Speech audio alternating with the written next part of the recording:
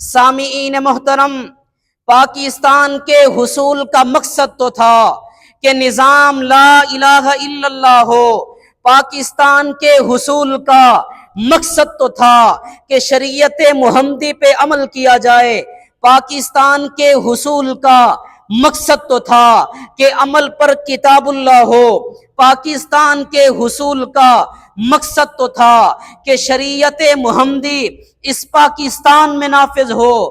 پاکستان کے حصول کا مقصد تو تھا کہ توکل علی اللہ ہو۔ پاکستان کے حصول کا مقصد تو تھا کہ نصر من اللہ ہو۔ پاکستان کے حصول کا مقصد تو تھا کہ معبود ہو تو ایک اللہ ہو۔ پاکستان کے حصول کا مقصد تو تھا کہ کعبہ ہو تو بیت اللہ ہو۔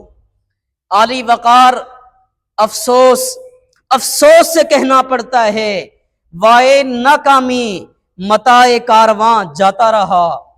وائے ناکامی متاع کارواں جاتا رہا، کارواں کے دل سے احساس زیاں جاتا رہا۔ یا یوں کہیے، ہم کون ہیں کیا ہیں بخدا یاد نہیں۔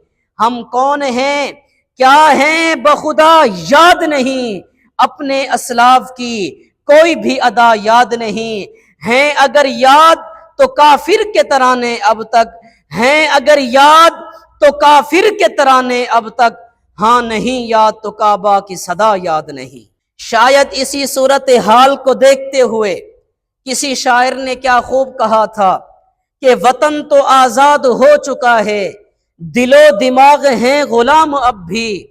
وطن تو آزاد ہو چکا ہے، دل و دماغ ہیں غلام اب بھی۔ پیے ہوئے ہیں شراب غفلت یہاں پہ ہر خاص و عام اب بھی۔ میرے مئے خانہ وطن کا ہے یہ کہنا نظام اب بھی۔ کسی پہ جام شراب جائز، کسی پہ پانی حرام اب بھی۔ غلط ہے تیرا یہ نعرہ ساقی، بدل گیا ہے نظام محفل۔ وہی شکستہ سی بوتلیں ہیں، وہی شکستہ سا جام اب بھی۔